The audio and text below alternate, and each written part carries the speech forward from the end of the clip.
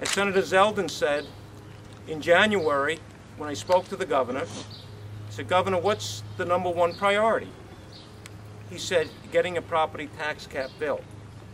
I said, "Okay, we're going to pass it right away." The next day, the Senate passed it with bipartisan support. Bipartisan support.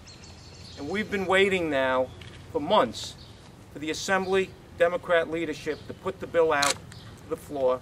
And if they did, I know that this bill would pass overwhelmingly. But what's critically important for our great state, to get people to stay here, we need the discipline that a property tax cap presents. The opportunity to bring discipline to local property taxes. We happen to be on the lawn of Joanna and Richard Curley. Over the course of the last 3 years, their property taxes have increased 16.2%. That's $1,591. If a property tax cap was in place, that would have only been $343. They've owned this home for 8 years, and property taxes, which once were just over $6,000, are now over $11,000.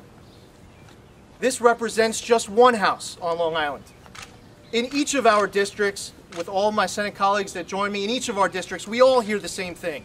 They want property tax relief. Our constituents are desperate for this property tax relief, and we're here fighting for them. We are doing literally absolutely everything in our power to get this property tax cap done. We could not have acted any quicker on the governor's program bill, and the Assembly could not have been acting any slower. But it's time for them to provide this relief for our constituents, and that's why we're here today. The burden of taxes to Long Islanders and all New Yorkers is unsustainable. The increases we've seen in property taxes are out of control. My family is wondering when it will stop. We all hear about the difficulties of high taxes to our seniors and to the young adults just starting out who cannot afford to stay on Long Island. Many of my nieces and nephews have moved out of state. While this certainly merits attention, we don't hear much said about the burden placed on the real wage earners, people in their 40s and 50s. It has been working diligently on a mandate relief package, which we expect to release next week.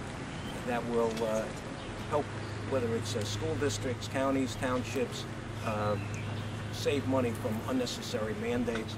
And I know that Senator Martins in particular and Senator Flanagan have been working diligently on that, and I would expect a package to be released next week.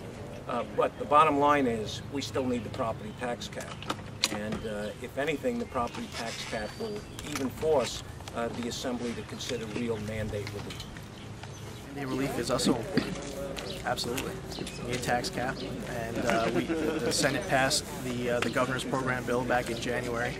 We're urging the Assembly to take up the governor's program bill.